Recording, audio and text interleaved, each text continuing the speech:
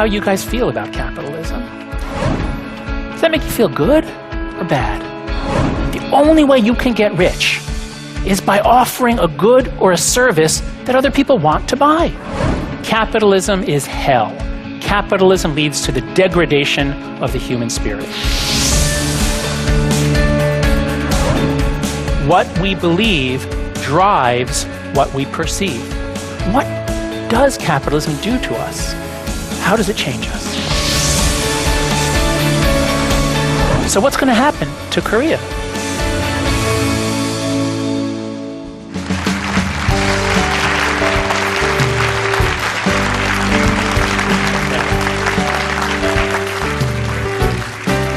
Well, good evening. So in my previous talk, I told you about moral psychology, my research field, and we applied that to the political situation, to why it's so hard for people to work together despite their political differences. This time we're going to take the same perspective, but we're going to look at economic issues. We're going to look at why it's so hard to think about capitalism, business, and economic questions. Now, you don't need to have seen that talk to understand what's going to happen in this talk, but if you did see that talk, you'll notice that I'm taking the same intuitionist perspective. That means I'm looking at the gut feelings, the emotions that people have, and how those drive our reasoning.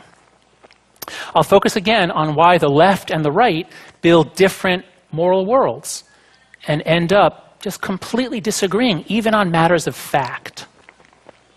Now, I believe that capitalism is the most important topic that we all need to be talking about in our different countries. Countries that get it right will flourish. Countries that don't, won't. No country on earth better illustrates that principle than Korea. I'm sure you've all seen this map. Maybe you have it as screensavers on your computer. If aliens on other planets had really good telescopes, they could see for themselves that capitalism is much better than communism. But Korean capitalism is far from perfect, just as American capitalism is very far from perfect. And so my goal in this talk is to give you some concepts and tools to help you think and talk more effectively about capitalism. My goal is to offer some ideas that might help Koreans to improve Korean capitalism. So let's start talking about moral stories. This is one of my favorite paintings in the world. It's a gigantic moral narrative. It's by Hieronymus Bosch. He's a Dutch painter working around 1500 on this painting. It's called The Garden of Earthly Delights. So there are 3 panels. Here's the first panel. It shows Eve being introduced to Adam. And look at the feeling of this panel. All is peaceful and beautiful and orderly. This is as close as we get to heaven on earth. But people being people, their children basically have a giant orgy. I'll zoom in. You can see people in every possible combination having sex with different animals, with each other, using every possible opening of the body. It's a really wild scene to be painted in the year 1500. But the lesson of the painting is that if you give in to these temptations, to these pleasures, what awaits is hell. This is so extraordinary. I'll zoom in. It's incredibly painful. People are being ripped apart. All kinds of horrible sticks are being shoved into their bodies. In this image here, some sort of a strange bird god is eating people and then defecating them out through some sort of a strange toilet into some disgusting pit. So it's not just pain, it's also disgust and degradation. The lesson is so clear, and it's a very Christian lesson, right? This is a very Christian story about Christian issues of sin and temptation and punishment. So I was very surprised when I saw a very similar image in the basement of this wonderful museum in Shanghai called the Propaganda Poster Arts Center. It's a great little museum. It houses all these Chinese propaganda posters from the 1940s through the 1980s, and this one really caught my eye. So it shows a capitalist, and it says capitalist there, I'm told, on his vest. And if you look closely, you can see that even his cigar smoke makes dollar signs. So the capitalist controls the politicians. That's President Truman holding the bomb. So the lesson about the evils of capitalism is clear. The capitalist takes control of everything.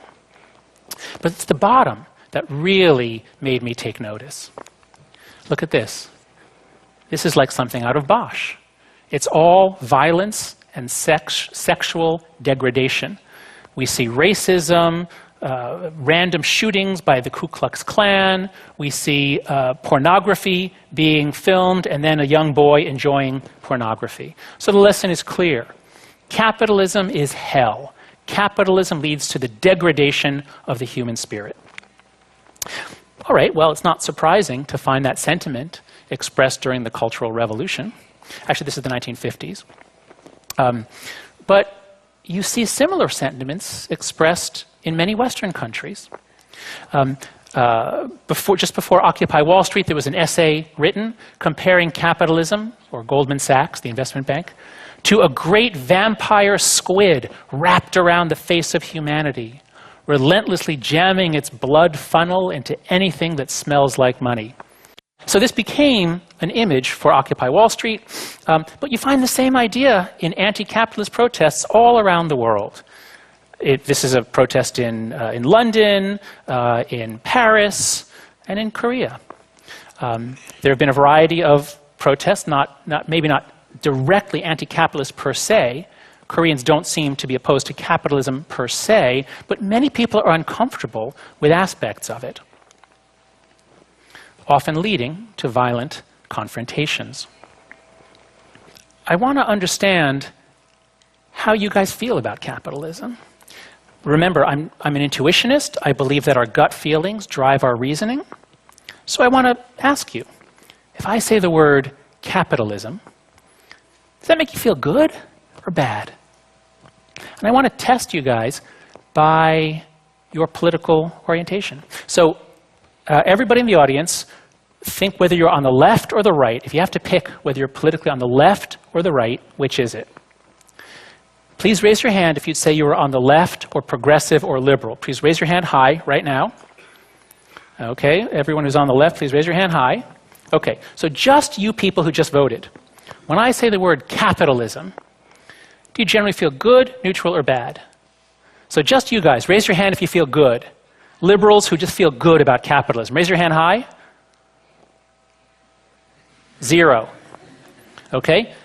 Liberals who feel neutral about capitalism, they don't really have any feelings either way. Raise your hand high. Okay, a bunch of you. And liberals who feel negative. When I say the word capitalism makes you feel negative, raise your hand high. Okay, so the liberals are fairly evenly split, maybe a bit more neutral, but very split. Okay, now let's do the conservatives. People who are on the right or conservative. Capitalism. Okay, how do you feel? So just you who raised your hand for the right, raise your hand if you have good associations. It makes you feel good. Raise your hand high. Raise your hand high. 1, 2, 3, 4, 5, 6, 20, 30. So a lot of you feel good about capitalism. Conservatives who feel neutral about it, raise your hand. About the same number. And conservatives who feel negative. When I say capitalism, you feel bad. Conservatives who feel negative, 1, 2. Okay, so we have a very big difference here in this audience. People who are on the left are divided between negative and neutral. People who are on the right are divided between positive and neutral. So you have exactly the same split that we have in the United States. Now, what is capitalism? We use the word a lot. What does it mean? A very simple definition comes from the Oxford English Dictionary, an economic and political system in which a country's trade and industry are controlled by private owners for profit rather than by the state. It's often called the free market system, and we mean more than just business or commerce. We mean strong property rights, We mean corporate law. You've got to promote corporations. And we mean high levels of economic freedom. So that's a dictionary definition. My own working definition comes from this, just a comment that a libertarian philosopher made. He came to my university, to New York University, and he gave a talk. And just as a line, he doesn't even remember saying it, but he said, I can show this. He said, at its best, a free market society is a game that you can only win by making other people better off. Okay, do you have the game of Monopoly here in Korea? You have it in Korea, right? How do you win at Monopoly? By bankrupting everyone else. You make your move so that you destroy everybody else, right? Well, think about what a free market society really is. How do you win? Ideally, or if things are set up well, the only way you can get rich is by offering a good or a service that other people want to buy. Now, we don't actually live in that world. There are many ways to get rich without helping other people. But this, I think, is a great target. This is a place that we can aim for. So hold that in mind. So whatever you think about capitalism, I think you must agree that it is the most transformative force in human history since the taming of fire. Here's the way to see that. This graph shows GDP per capita in constant $1990 from the year 1 on the left all the way to 1950. And it shows it for different regions of the world. So the blue line is Western Europe. This is this really amazing data set from a man, Angus Madison, who organized this data by continent. And what you see here is that from the year 0 through about 1500, everybody on Earth was living on about $1 a day. Everybody was living at near starvation level, except, of course, for the 0.1%, just for the kings and queens. Everybody else was poor. And then, around 1500, the Europeans figure out not just how to make really good boats, but they figure out corporate law. They figure out how to create corporations that can pool money and send these boats to the East, to the Orient, to get spices and other goods. And then they bring them back to Europe, where they're much more valuable. So they haven't made anything. Nothing has been created. This is mercantile capitalism. It's a way of supporting merchants who move things. But the net effect is that Western Europe jumps up, and Western Europe is now much richer than every place else. At 1500, China was much more powerful than Europe. But once Europe begins to take off, the West dominates for the next 500 years. So Western Europe gets richer and richer and richer. It's only at 1800 when you get industrial capitalism, when the British and a few other countries, when they figured out how to make steam engines and factories, now they're making things. And then wealth really takes off. This is the United States. The United States creates the first mass prosperity society in human history. From 1800 to 1950, the United States jumps out far, far ahead of any other country in human history in creating prosperity. Of course, we know that Asia is rising after this. So let's look at the data for Asia. This graph shows GDP per capita for the United States in green, then Germany, Japan, Korea in orange, and down at the bottom, China and India. They're going up, but it's nothing compared to what Korea did.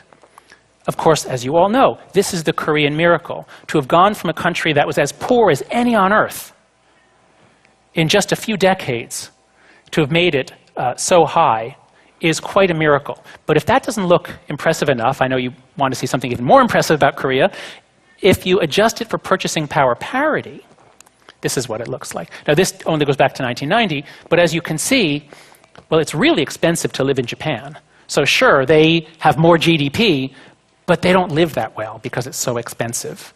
If we look at the quality of life in terms of what Korea has generated for its people, this is the Korean miracle, that it has caught up to Japan in just a couple of decades. Really amazing.